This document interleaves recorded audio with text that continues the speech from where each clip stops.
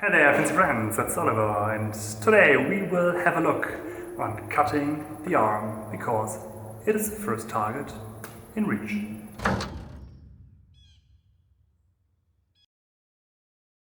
Last time we began with a series on the Nebenhiebe, the secondary cuts in Christmann's sabre system with the cuts to the leg. And if you were attentive, we did a cut to the arm in the demonstration. We did not start the sabre training by cutting the arm, also it is the first target in reach for several reasons. First, it is a small and mostly moving target, not in Christmann's guard obviously. Second, contrary to a stick or a knife, it is often well covered behind the guard. Right, it is mostly not covered at all if one strikes in tempo to the arm. But that's another story. What could be other reasons not starting with the arm as a target? Or did you do it different? Tell me in the comments. Christmann uses a diagram in his book from 1838 to show possible and advised target areas on the arm. If you count them, there will be 13. But you don't have to train them separately. You won't reach each target line in just one position of the arm. Some could be hit while standing in guard, some in tempo while striking the opponent, some at a high and some at a low target. Because of that, you can choose different hand positions for the cuts, depending on what you want to cut. Beside cuts in tempo to the arm, we decide to train at least attacking the arm in guard from 4 directions. Also, we want to train to defend one arm against the said cuts. We choose nothing special, but cutting crosswise in terz, quart, second and halbzeit.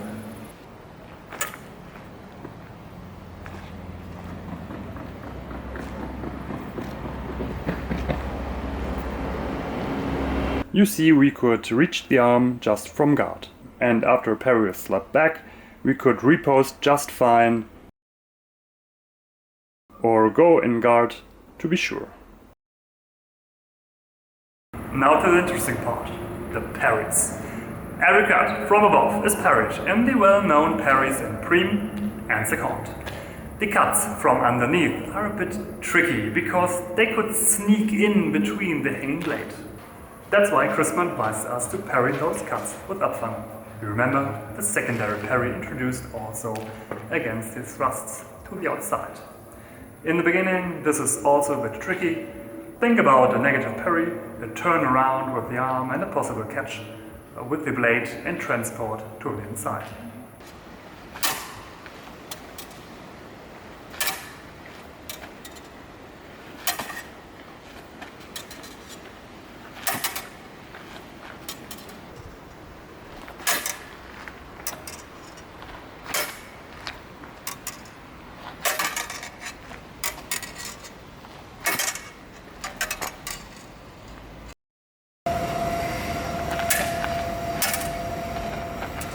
As mentioned before, a repost to the arm is always a proper idea.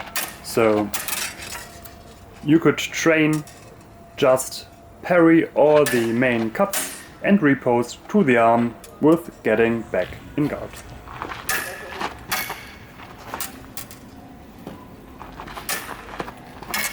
In the sense of Christmann, you should try to parry the repost.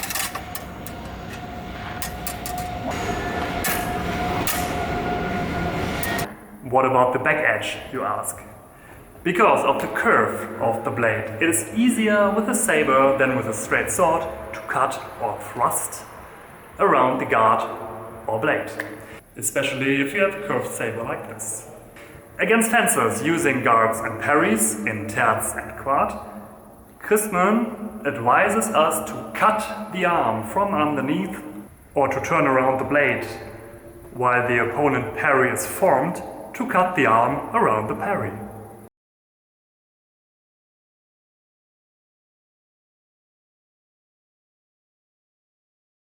There is also an example in the coup de maître within the Scheinhiebe, the false attacks. Fake a low attack out of reach if the opponent reposts, cut the hand from underneath while jumping backwards.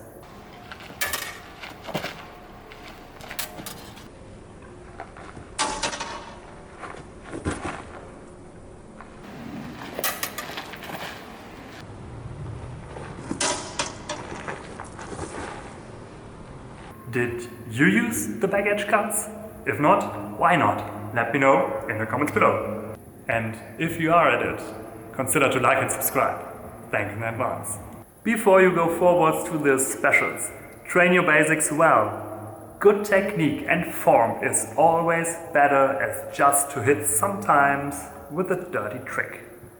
Keep that in mind and see you next video.